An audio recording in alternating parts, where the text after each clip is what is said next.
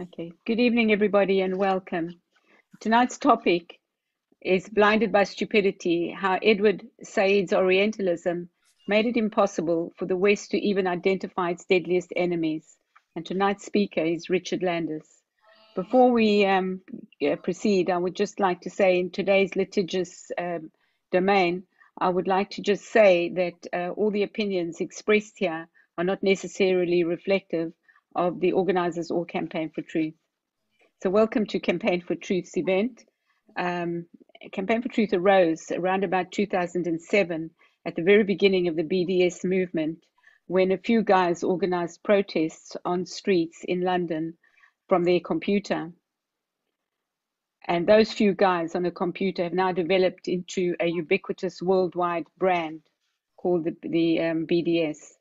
Campaign for Truth can be defined by two hashtags. The one is Truth Matters, and the other one is Join Up the Dots. Until 2015, Richard Landes was Professor of History at Boston University, and he's currently Senior Fellow at the Center for International Communication at Bar-Ilan University. If you want to know more about Richard, please Google him. You'll find that there are something like 15 pages to scroll through, so we don't have time tonight to go through that. So after this event, you can access his website, the Aegean Stables, take a drink, put your feet up, and have a good read. Richard's last two talks for Campaign for Truth were in 2019 and before the pandemic in 2020, when we covered the Cog War in education and the Cog War and Palestinian Cog War.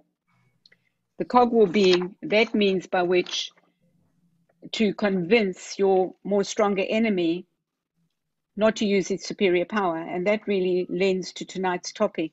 So I won't carry on much more with that. I'll just say, Richard, over to you. Thank you, Sharon. So I'd like to start with a quick look at two terms that I'll use. One is cognitive war, and cognitive war is defined as what the weaker side in an asymmetric conflict does in order to better position itself. It can't win on the battlefield. So first, as Sharon said, it has to convince the stronger enemy not to use its superior strength.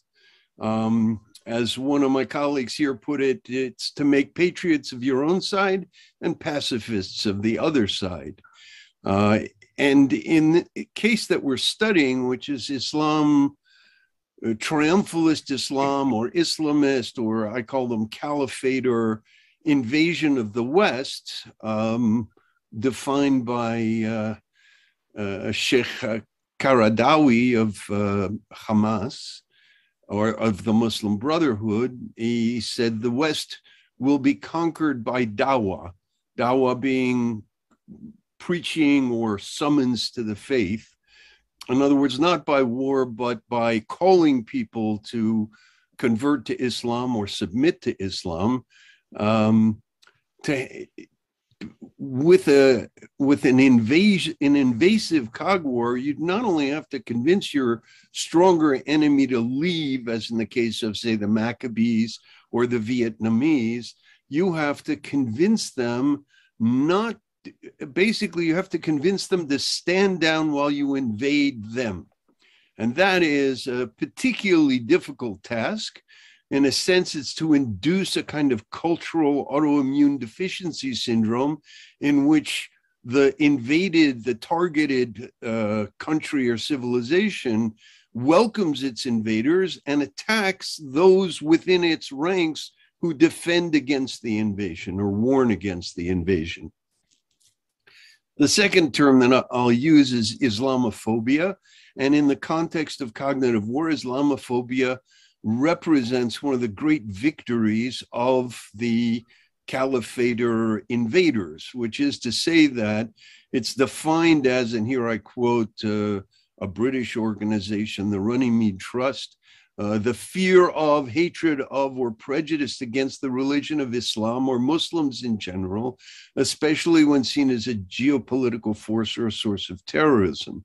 In other words, it's defined in a very broad way as any kind of negative attitude towards Islam.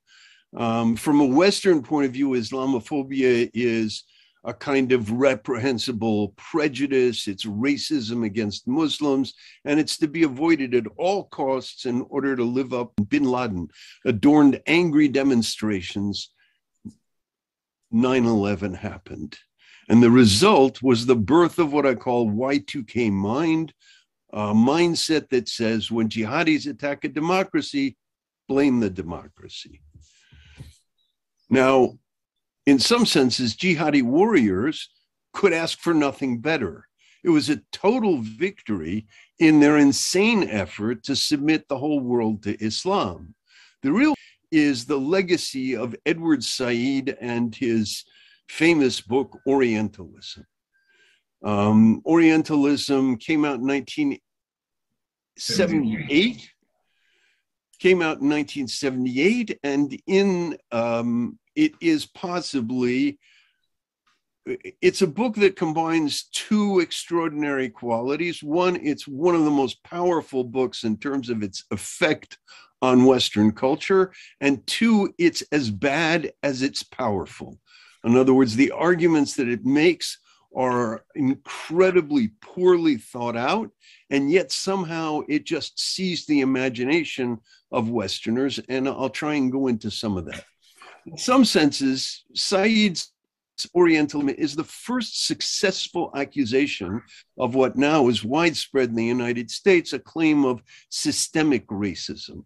As he wrote, every European, and what he means by that is also every American, every Westerner, in what he could say about the Orient was a racist, an imperialist, and almost totally ethnocentric. Now, in that sense, what we really had with this was not so much a critique of a serious critique of the way in which Western scholars interpreted the Middle East. It was really, in some senses, an Orientalist. He was behaving like he said the Westerners described Orientalism. He was absorbed with questions of honor and shame, and he was belligerent about the negative view that people had, that scholars had, of the Arab world. And in a sense, what he did was to say, by using this term Orientalism as an accusation, and in some senses it's a placeholder for what will later be Islamophobia, is to say anything that you say that's negative about the Arab world, about the Muslim world, is itself a form of racism and a form of ethnocentrism, Orientalism. So any critique of the embedded nature of despotic rule in the Arab world is considered Orientalist. Any complaint about triumphalist jihad that wants to dominate others is Orientalist. And as a result, he literally insisted that we blind ourselves to the very radical, to the very negative aspects that played so important a role in the following generation. So as a result, you get this picture, and this is a description by Martin Kramer in a book that I recommend everybody should read and reread, and is available for free on the internet, called Ivory Towers on Sand.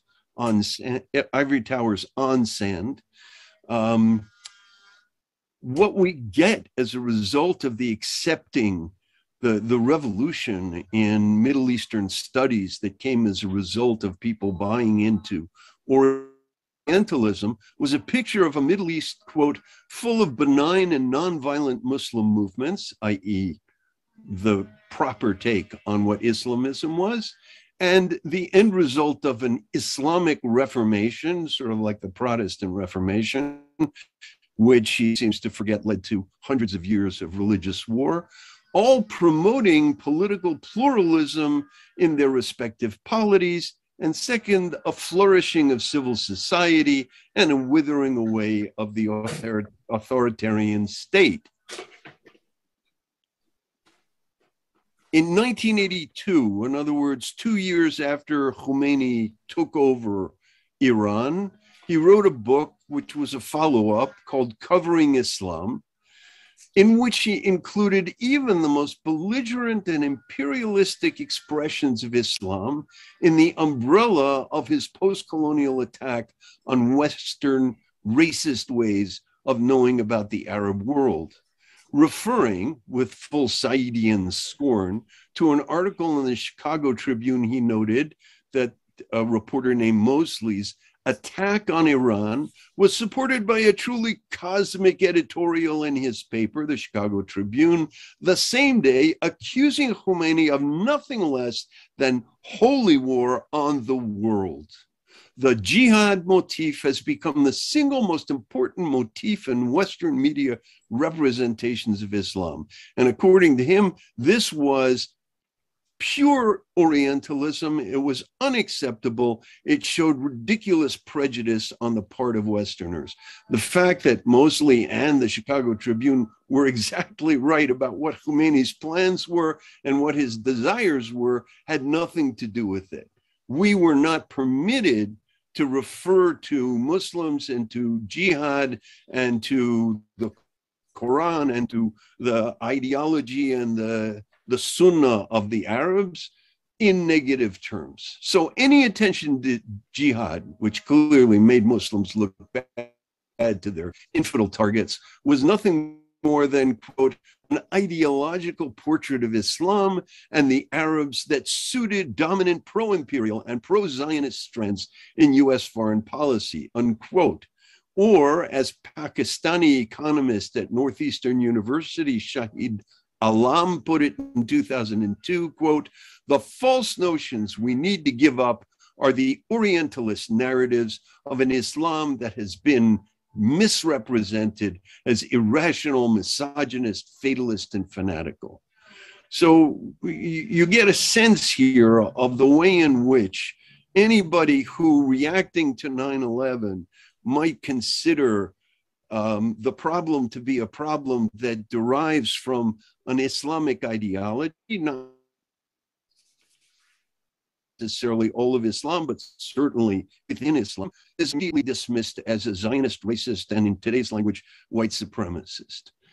Now, this attitude, which had been developed, as I said, since at least 1982, 1978 by Said and his followers, had already led Said just before 9/11, literally weeks before 9/11, to say, in a classic anti-Orientalist sneer, speculations about the latest conspiracy to blow up buildings, sabotage commercial airliners, and poison water supplies were highly exaggerated stereotyping.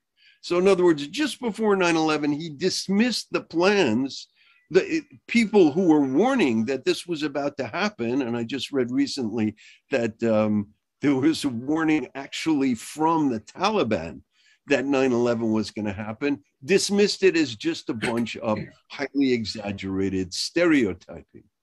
In doing so, Said illustrated nicely the claim made years before Khomeini's takeover by his most hated Orientalist colleague, Bernard Lewis, that, quote, the present inability of political, journalistic, and scholarly alike, the present inability, political, journalistic, and scholarly alike, to recognize the importance of the factor of religion in the current affairs of the Muslim world was one of the major problems facing the field. And on the other hand, in his demented refusal to understand that the people he was protecting were actually against not only Western civilization, but against the very world that he so much enjoyed at Columbia, he was protecting, by throwing a veil of ignorance over their intended victims, namely we Westerners, he was protecting the very enemies of the world that he enjoyed. This veil of ignorance, promoted by Said and his followers, rather than bursting with the twin outbreaks of global jihad at the beginning of the new century, the Al-Aqsa Intifada and the Oslo and the 9/11, grew even more rigid and impermeable in response to these attacks on democracies. University of Columbia Middle East professor and Said colleague, Richard Landes, wondered, does this mean I'm throwing out my copy of Orientalism out the window? Does 9/11 mean? Maybe it does.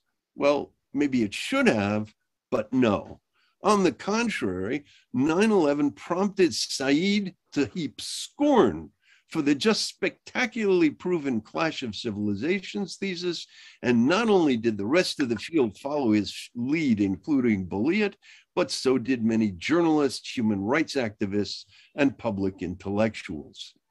When, in the immediate aftermath of 9/11, a graduate student in Middle Eastern Studies at Princeton University, William McCants, wanted to change his thesis topic from Rumi, a Muslim mystic, to jihad in order to help understand his society's enemies, his thesis advisor told him that if he did, he'd have to leave academia because the only jobs he would find as a jihad specialist were in think tanks, but there would be no place for him in a department of Middle Eastern studies. And the professor was right. His entire career has been subsequently only in think tanks. In academia, after 2000, the flip that had been developing over the course of the last 20 years was swift. The very prejudice against Palestinians that Said had complained so bitterly about in his book, The Question of Palestine, which came just between Orientalism and covering Islam, was now turned back on the supporters of Israel, and no appeal to liberal values about expressing unpopular ideals to which Said had so effectively appealed to his colleagues 20 years earlier could stop the onslaught. Shahid Alam, a prime example of the new Red-Green Alliance, who compared the 9/11 attackers to the Minutemen at Lexington, claimed triumphantly in 2003 that what was previously unsayable, that is, Israel is genocidal, Nazi-like, and racist, was now freely proclaimed in academia. Dissenters from this new teaching found themselves increasingly marginalized. I was one of them. The response of the post-colonial academics to the fake news of a Jenin massacre in 2002, which gave birth to the boycott movement that Durbin had called for, despite pushback, became a growing force. And so what you had with the advent of 2000 was that the attitude that Said and his followers had built up, in which everything negative about the West, everything negative about the Arab and the Muslim world was a reflection of Western belligerence and racism, that they would even say such things, and B, whatever negative was there was the fault of the West, the sort of Chomsky thesis that the reason there are dictators in the Arab world is not because there's nobody else that America can deal with, but that America's support for dictators was the cause of this plague of dictators in the Arab world. All of this preliminary work, all of a sudden, if you will, crystallized as a result of the jihadi attacks in the early 21st century into this Y2K mind. And one of the ways that you can see it is in the success of Islamophobia, which was a term that had been developed in the late 1990s. I think the Runnymede Trust's statement is 1994 or 1996. It was used to some extent, but after 2000, it comes into full use. And it had an astonishing success. And for the British listeners out there, I'm sure you'll be familiar with what happened in Rotherham, in which over a course of 15 years, Muslim Pakistani men systematically raped and turned into sexual slaves British infidel schoolgirls down to the age of 11 and 12. And nobody, not the teachers, not the parents, not the school system, not the principal, not the journalists, not the police, nobody was willing to publicly oppose it because they were afraid of being called Islamophobic. That's an incredibly powerful term. And I think that the impact of Islamophobia was to create, to use another medical analogy, a kind of chronic insensitivity to pain, which is a disease whereby the nerves do not bring signal to the brain that some part of the body is experiencing pain. And somebody with this condition can actually burn their hand, literally burn it off, and not know it because the brain isn't feeling, the brain's been anesthetized. And in this analogy, the journalists who won't tell us what kind of pain we're suffering from aggressive jihadis, is literally, they're the nerves, and the brain, the public sphere where we are, is operating in a kind of ignorance. Islamophobia has impact even on intelligence gathering, a kind of willful blindness, which already a book by, forget his name, McCarthy, wrote a book called Willful Blindness about the 1994 attack on the World Trade Center, which, had it been followed up, would have prevented the second one, but wasn't.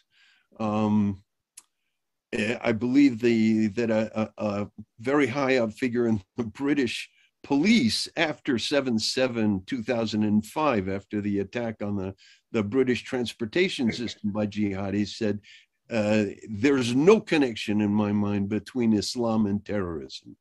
So you have this kind of, again, it's a kind of teaching, it's an orthodoxy, which systematically ignores stuff. And as a result, you get a kind of flourishing of a jihadi ideology right under Western noses. And probably the most significant dimension of this is the hostility to Jews. Attacks on Jews start literally the day after the footage of Muhammad Abdullah's alleged cold-blooded murder in his father's arms by the IDF was published first by France 2 on September 30th, 2000, and continued and has continued and is going on today, as we can see with, for instance, what just happened with the verbal assault on the Jewish kids who were in a bus going to a Hanukkah celebration this year. Lee Rigby, who was publicly beheaded by a jihadi. A week after that event, the Oxford Union debate raised the question, is Islam a religion of peace? And that proposition won by a vote of 286 to 168. So we're talking about allegedly some of the most intelligent people in world society, not just British society, and that's the way they think. Recently, the Deutsche Welle, which is a major British broadcasting organization, the British equivalent of the BBC, all of a sudden discovered that the people who are working in their Arab service have been posting virulently anti-Semitic stuff for an extended period of time. And they had no idea, and they had no idea that the news that they were allegedly publishing was, in fact, anti-Zionist propaganda. So Islamophobia, within years,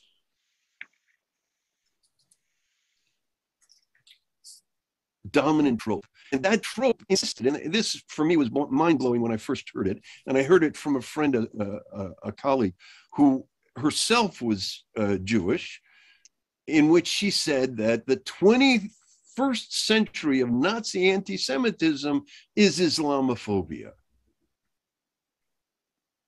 Now, what she's basically saying is that the danger that the West is going to engage in a Nazi racist genocidal rage and start slaughtering Muslims is as great a threat today as the anti-Semitic strains that were afoot in Europe in the early 20th century.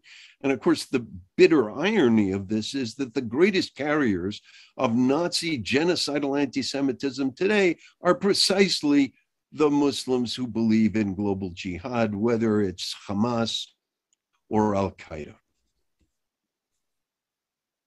Now, what I'd like to do in reflecting on how this could have happened, how in 2000, all of a sudden this rather insane notion of Y2K mind, that if jihadis attack a democracy, it's the fault of the democracies, could happen. And one of the things that clued me into it was a comment in one of the chapters in my book is about the Danish cartoon scandal. And there's a book on it by Jette Clausen, who's a Danish woman, a professor at Brandeis of sociology. And in it, she refers at a number of points to what she calls a moral panic. And in her language, the moral panic is the people who are all of a sudden alarmed about Islam and who are highly critical of Islam. And she feels that that kind of negative attitude, which Said would readily call Orientalism, represented a kind of moral panic. Now, being one of the people who believes that fear of Islam is not a phobia, in other words, it's not irrational, there are definitely things to fear. Just like there are things to fear in any number of religions, but at the moment, Islam represents the most to be feared source of these ideas, or what Bill Maher called the motherlode of bad ideas. This struck me as a strange use of the term moral panic.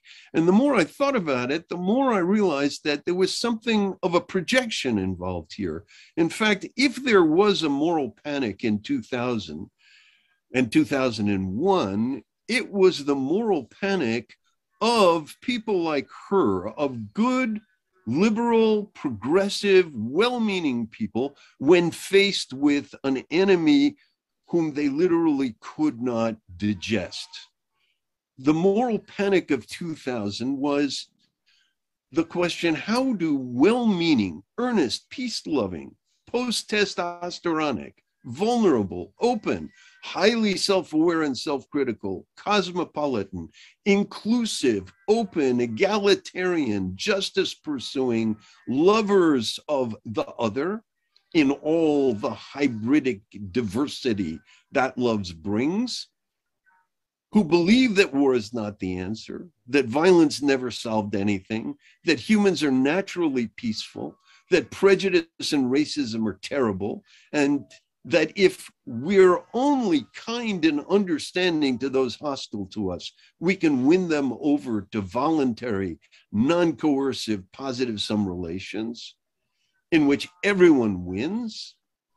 How can people like this respond to the declaration of a war on them by a self-declared enemy who shares none of these values, indeed embodies everything progressives oppose: misogyny, hatred of the other, slaveholding, aspirations to genocide and world dominion?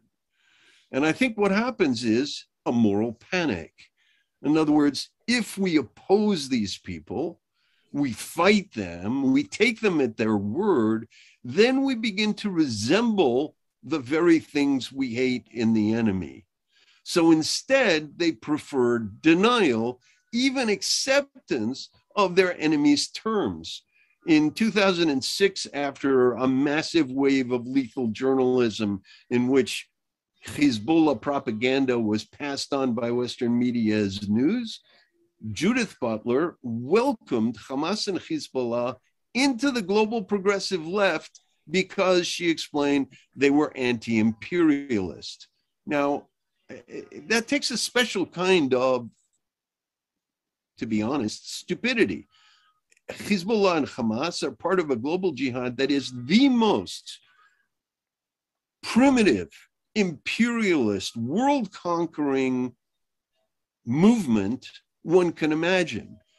And because they're anti-American imperialist, and they're anti-American imperialist because that's their rival in imperialism, but for Judith Butler, their anti-Americanism trumped everything else, and she welcomed this imperialist movement as an anti-imperialist movement into the global progressive left, or as Michael Totten and others referred to it, the anti-imperialism of fools.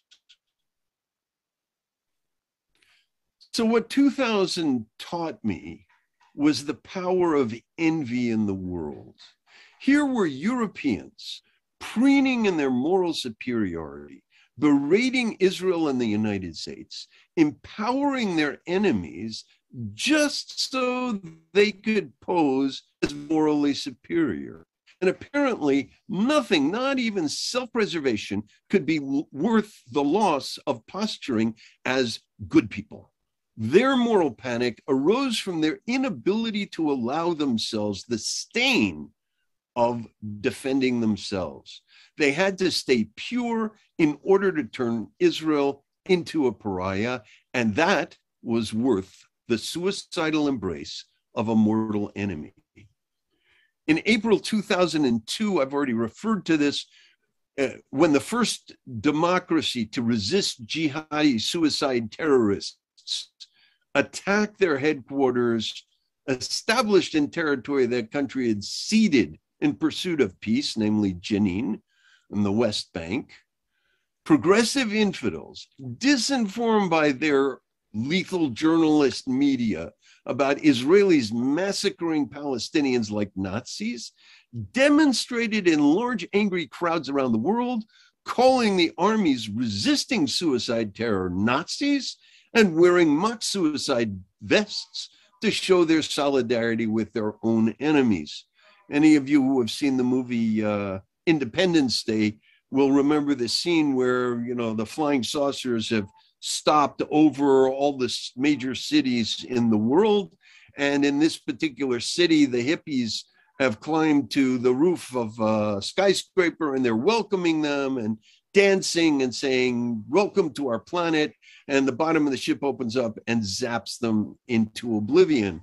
Well, at least those people didn't know what the extraterrestrials were thinking, but anybody could know what the suicide bombers were thinking, and any sane European would have known, any sane European infidel would have known that they were the targets as well, as they would soon be.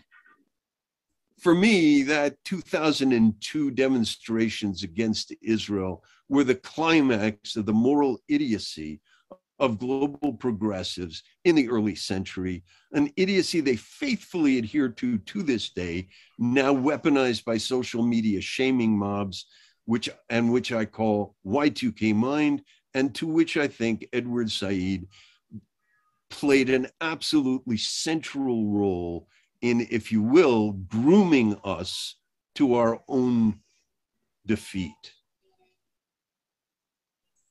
It consecrated a noxious marriage between a sadistic pre-modern apocalyptic movement, the global caliphate, and a masochistic postmodern apocalyptic movement, most recently called woke, which came together around a shared antichrist, the two Satans, US and Israel. And that noxious marriage comes as a result, I submit, of a supersessionist moral panic, a desperate need to think of oneself as supremely moral, so much so that the loss of the moral high ground, even momentarily, would be an unbearable blow to the narcissistic ego. And Israel is only the first sacrificial victim of that grotesque narcissism. Thank you. Richard, thank you so much for, just let me fix this viewing. Yeah. Thank you so much for that incredibly interesting overview of the effects of Edward Said's Orientalism on our world today. I think when I first heard you speak in 2015 at our BBC event in London, you may remember when when you were famously barred from entering the House of Commons to give your talk, and you had to speak locally for us at a community event of 600. I don't think I'd yet joined up those dots, even though in the subsequent years we were looking at infiltration into universities, infiltrations into schools, following all the protests on street, the Mavi Marmara, all the attacks on Israel and so on. And I think only when I read that chapter 3 of your book that you sent me a little while ago, did the penny drop of that link between Edward Said and his post-colonial theory and what is going on today with the BBC that we saw with the Chabad kids, where the BBC is in fact reporting that they were allegedly attacked, but that was because after the attack, they ostensibly heard some slurs against Muslims from the bus, which only the BBC can hear.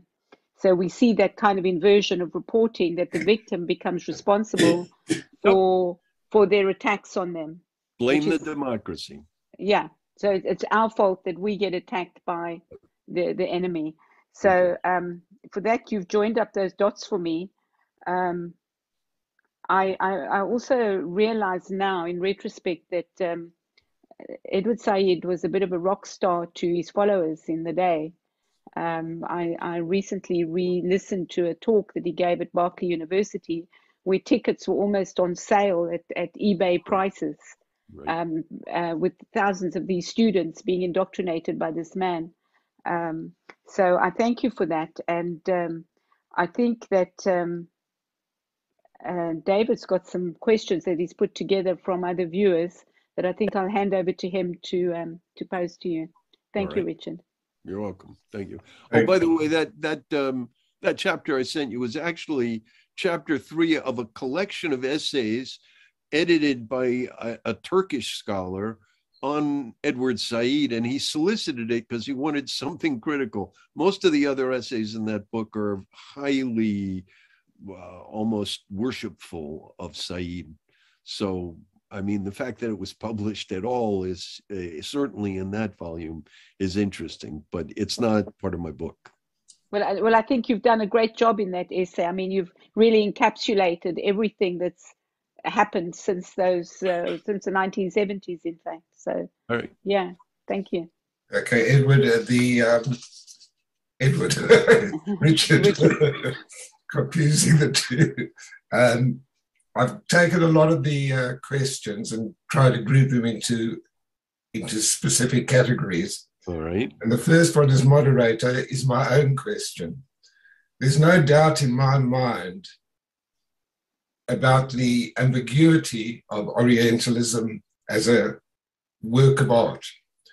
It has a great deal to offer, and it has a great deal, as you said, to criticize. There's a great deal of good and there's a great deal of bad. Having only read it lately and not realizing at the time that he wrote a second book on Palestine and the Palestinian cause, my feeling from Orientalism is, yes, he's raising a great argument, he's putting many views forward, but he is at heart laying the foundation for a Palestinian cause. Would you agree with that? Yeah, and I think he was well aware of it. I mean, first of all, up until 1967, Said was something of a, we talk about invisible Jews. He was something of an invisible Palestinian, if you will. I mean, he was raised in Egypt. He went to private school. Arabic is not his mother tongue, and he more or less lost it. He was a professor of English literature, and a really good one at that, up until 1967. And then in 1967, the dramatic defeat of the Arab world by the Israelis was a huge blow to him. And it was what, in a sense, awakened his defense of the cause. In honor shame terms, he was utterly humiliated by the 67 war. And so, the sort of build up to Orientalism can already be seen in essays that he wrote in 1976 in response to the UN resolution on Zionism as racism. So it was all part of an effort to reinterpret the world, which he was astonishingly successful in doing. And so the real trilogy is Orientalism 78, The Question of Palestine 80, and Covering Islam 82. And in those three books, he really nailed down this incredibly damaging attitude, which was so perfect for the conduct of jihadi Cog War in the 21st century. Okay, thank you. The second question comes, and I've once again embroidered the question. The basic question is, why does he not talk about religion? And I've changed that to say, why do you think that a notable absence in his discourse is the subject of the Holy Land, which arguably is the most shared and accepted view of the region, and right. certainly did not rise out of Western imagination, as he claims. Right. Well, I think he ignores religion, first of all, because in terms of religion, the world that he's trying to protect from criticism is far behind the modern West in terms of an attitude which he himself accepted and adopted. I mean, he wasn't, first of all, he's Christian, he's not Muslim, and he's not an observant one in any case. In fact, most of his work, even his later work, is dedicated to proclaiming himself a sort of secular cosmopolitan member who has gone beyond any kind of tribal identification. And that's how he presented himself to the West. So on the one hand, he wanted to protect the Muslim world. If we paid attention to the role of religion in the Middle East, it would make the Middle East look pretty bad, particularly in comparison with the secular approach of the modern West. So on the one hand, he didn't want to look at it. On the other hand, what he wanted to do was to insist that the way the Middle East should be understood is to understand it in Western terms. In other words, in terms of economic relations, in terms of political relations, in terms of various kinds of Western categories, nationalism and so on, which in fact had much less traction in the Middle East than more, shall we say, atavistic or, from Said's point of view, primitive attitudes. And so as a result, you end up with these people who insist on projecting onto Islamists a kind of, this is one of the dangers of Western cognitive egocentrism, is that, people say, oh, well, what we're going through now is a Muslim Reformation like the Protestant Reformation, or what the Muslims need is a Reformation like the Protestant Reformation. The only problem is the Protestant Reformation was based on back to the sources. When Christians go back to their sources, unless it's the book of Revelation, they're going back to sources that are profoundly pacifist. Turn the other cheek, love your neighbor, love your enemy as yourself, and so on. If you go back to the Quran, particularly the sort of latter parts of the Quran, Muhammad, when the Salafi say we want to be the companions of the Prophet, they mean we want to go on jihad. They don't mean we want to sit around being good citizens.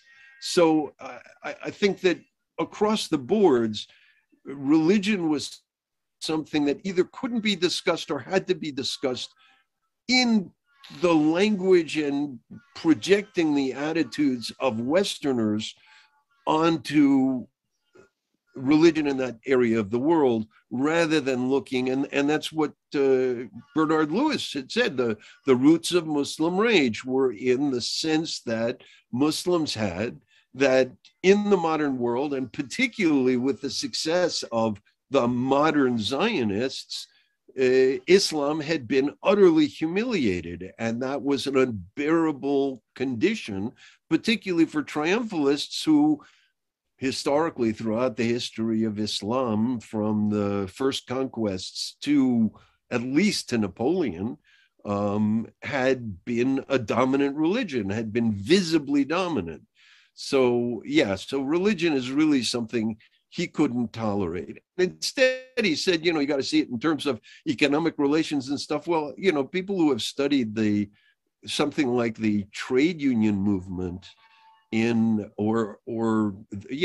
unions in the Muslim world find that they're not successful at all because clan associations are much stronger than class associations or solidarity across groups because they have the same occupation. But again, that would be Orientalism to say that, tribal culture trumps something like unionism. So would you then say that even though the concept of the Holy Land is accepted on a global basis by most societies, whether some regard it as hocus pocus or some regard it as absolute truth, was disingenuous and duplicitous of him to cast aside, that he knew what he was doing? Yeah, I mean, he wasn't alone. To this day, like when Benny Morris was actually given, he was asked to write a book about 1948 by a publishing house that paid him a substantial advance. And when he came out with the book, in his work, he realized that the war in 1948 was it was a jihad, it was a religious war.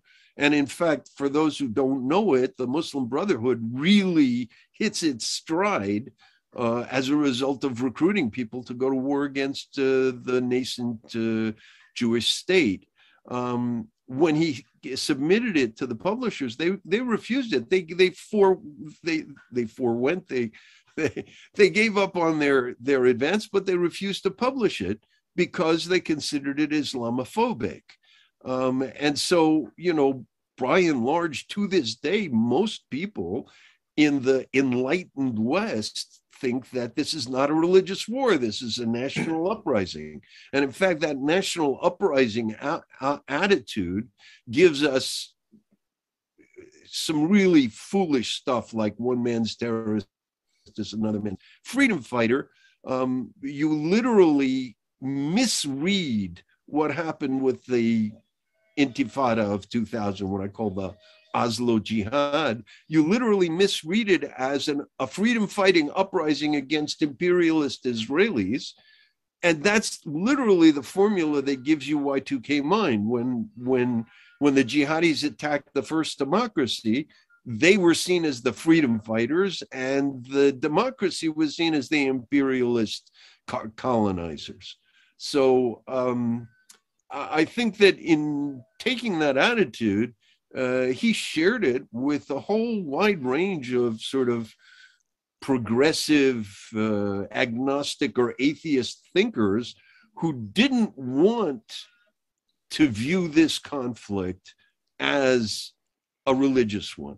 So right now, the term that's somewhat widely used by journalists, and for me is a tell of how little they understand about the region, is that it's the Israeli-Palestinian conflict, which is very good for the Israelis as the Goliath and the Palestinians as the Palestinians as the David.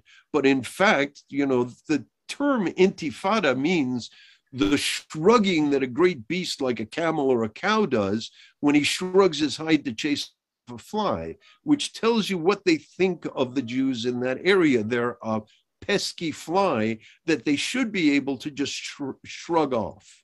And so for me, it's not the Israeli-Palestinian conflict. It's not even the Israeli-Arab conflict, which is more accurate.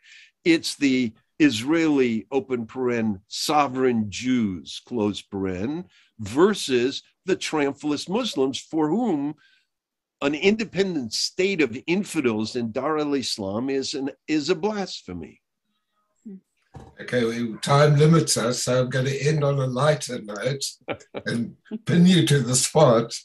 Okay. Who, in your opinion, won the war between Edward Said and Bernard Lewis? Oh, look, I mean, there's a great quote from Maimonides. I just read a book that starts with that quote, which is, you know, the truth isn't changed by whether everybody thinks it's true or everybody thinks it's not true. Bernard Lewis was right about what was going on in the Middle East. Edward Said couldn't have been more wrong, both about Western scholarship and what's going on in the Middle East. And yet, at least so far, he's won. I mean, you know, you just saw it in May.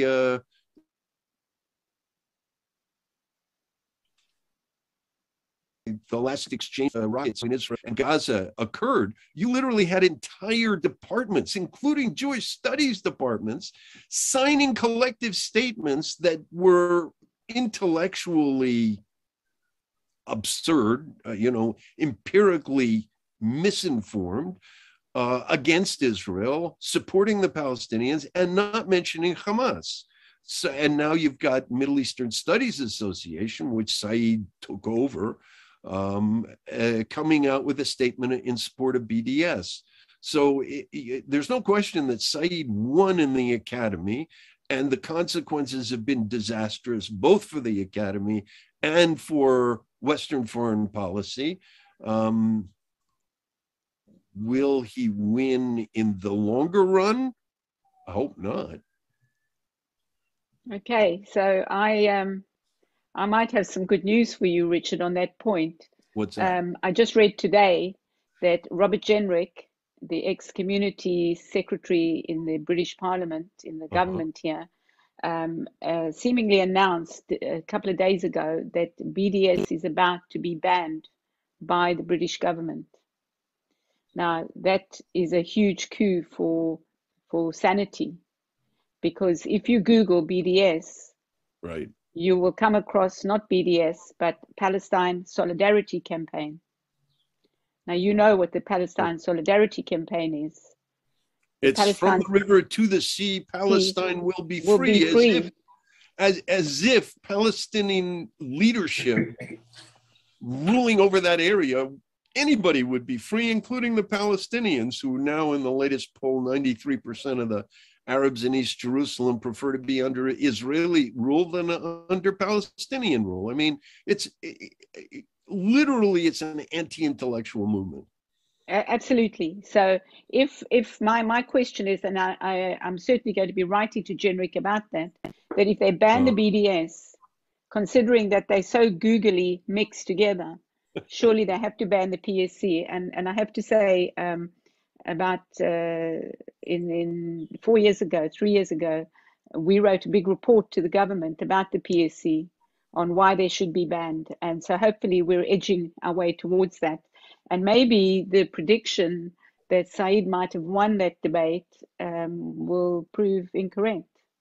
Well, I'm not sure what the ban is, whether the ban is on academic institutions adopting BDS, which strikes me as a reasonably sane attitude, or that BDS doesn't have the right to espouse its beliefs, which I don't think is a good idea. I mean, being an American, I believe, or at least grown up in America, I believe that, you know, the answer to the abuse of free speech is to argue against it. What's so bad today is that cancel culture has made it impossible for people to speak out against this stuff.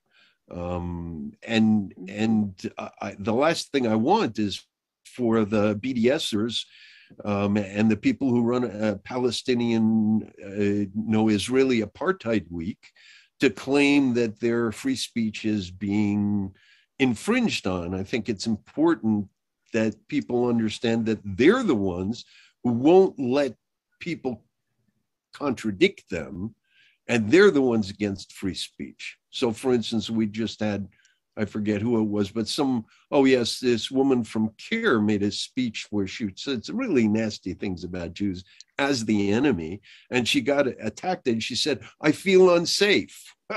You should feel unsafe. Not unsafe for your life, but unsafe for your reputation.